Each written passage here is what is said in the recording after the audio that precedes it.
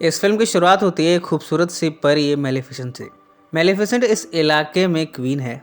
इस इलाके यानी जंगल मूर्स की किंगडम को रूल करती है क्वीन मेलिफिसेंट। इसी किंगडम के बगल में एक इंसानों की भी प्रजाति रहती है और उस राज का राजा है हेनरी। मेलिफिसेंट यहाँ काफ़ी खुशी से रहती है। उसके पास काफ़ी सारे पावर्स हैं। अपने पंखों के सहारे वो कहीं भी उड़ सकती है और इन पंखों की वजह से वो और भी स्ट्रांग है। एक दिन उसकी मुलाकात होती है एक हैंडसम से लड़के से। ये लड़का एक गुफा से निकलता है। वो इस लड़के को देखकर काफ़ी अचंभित होती है। वो उसे उसका नाम पूछती है। वो बताता है कि उसका नाम स्टेफान है। स्टेफान दरअसल यहाँ के लैंड फार्मर्स का बेटा है। वो इस इलाके में गलती से आ गया, पर जब अब मेलिफिसेंट ने उसे देखा है तब वो उसे पसंद करने लगती है। दोनों एक दूसरे से बातचीत करते हैं और फिर इनका मिलना जुलना जारी रहता है। स्टेफान अब यहाँ से जाना नहीं चाहता। धीरे धीरे दोनों एक दूसरे के प्यार में पड़ गए। कुछ समय के बाद मेलिफिसेंट 16 साल की हो गई है। आज उसका 16वां बर्थडे है। इस बर्थडे पर स्टेफान और मेलिफिसेंट आपस में किस करते हैं। ये दोनों एक दूसरे से कहते हैं कि इनका प्यार सच्चा है और इस तरह ये ट्रू लव किस करते हैं। दोनों के लिए बड़ा स्पेशल है। इसके बाद दोनों आपस में संभोग करते हैं। मेलिफिसेंट स्टेफान से कहती है कि वो उसे सच्चा प्यार करती है, हमेशा उसके साथ रहना चाहती है। स्टेफान ने भी उससे वादा किया है कि वो कभी उसे छोड़कर नहीं जाएगा। पर धीरे धीरे दोनों बड़े होने लगे। दोनों की महत्वाकांक्षाएं अलग अलग हो गईं। स्टेफान दरअसल किंग बनना चाहता है। वो बगल वाले किंगडम को रूल करना चाहता है, इसलिए वो वहाँ चला गया। मेलिफिसेंट इसी किंगडम को चलाना चाहती है और इसे प्रोटेक्ट करना चाहती है पड़ोसियों से। इस तरह वो यहीं रह गई। अब दोनों की लाइफ अलग हो गई है। इन सब में कुछ समय बीता। थोड़े टाइम के बाद बगल के राजा हेनरी ने इस राज्य पर आक्रमण किया। वो अपने सैनिकों से कहता है कि वो मेलिफिसेंट को हमेशा के लिए मार दे। हेनरी के सोल्जर्स मेलिफिसेंट को मारने के लिए निकलते हैं, पर यहाँ मेलिफिसेंट अपनी पावर्स दिखाती है। वो अपनी आर्मी बुलाती है और इस तरह उसने हेनरी को हरा दिया। घायल हेनरी अब घर पहुंचा है। अब वो बेड पर अंतिम सांसें गिन रहा है, पर मरने से पहले उसकी एक ही इच्छा है। वो मेलिफिसेंट के राज को कब्जाना चाहता है और इसके साथ ही मेलिफिसेंट को हराना भी चाहता है।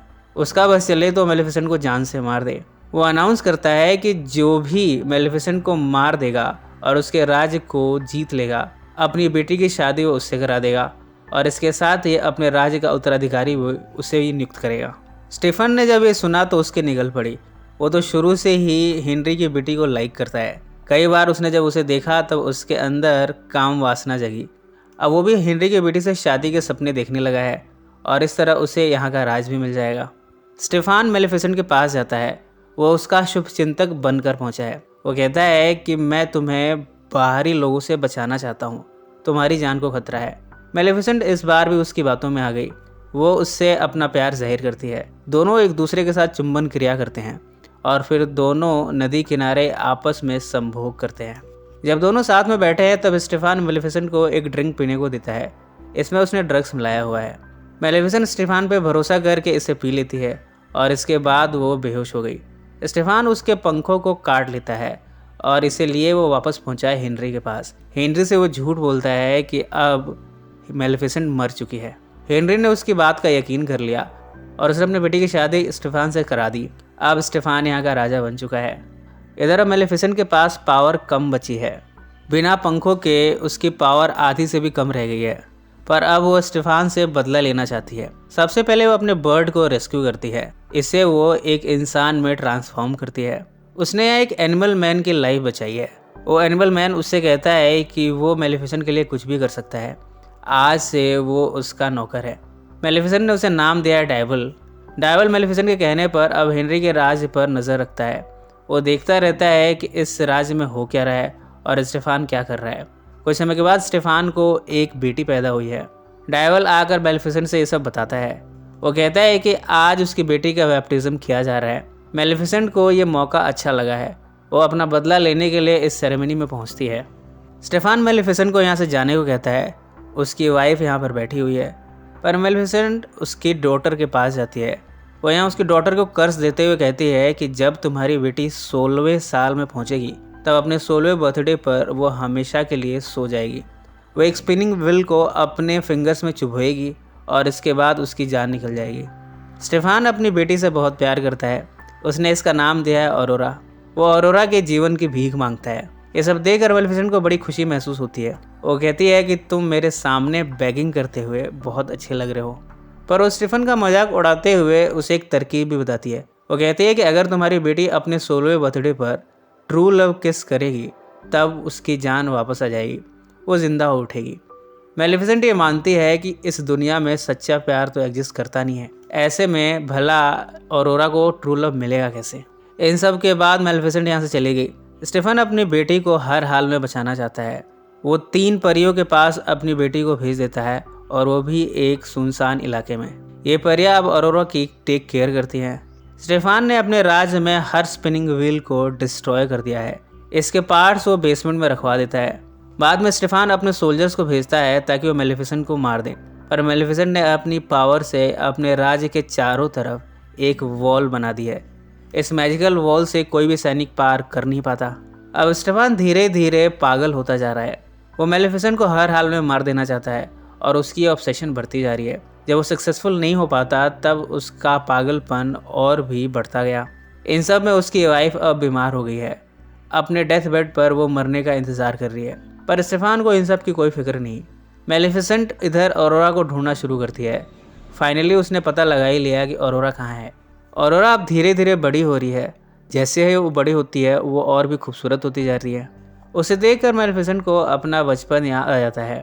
शुरू में तो वो ऑरोरा को लाइक नहीं करती थी, पर अब धीरे धीरे अब उसके दिल में ऑरोरा के लिए सॉफ्ट कॉर्नर बनने लगा है। जब भी ये बच्ची उसके पास आती है, मेलिफिसेंट उसे अपनी गोद में ले लेती है। एक बार तो ऑरोरा यहाँ की खाई में गिरने वाली थी, पर मेलिफिसेंट ने उसे अपनी पावर से प्रोटेक्ट कर लिया। इन सब में 15 साल बीत गए हैं। ऑरोरा अब बड़ी हो गई है।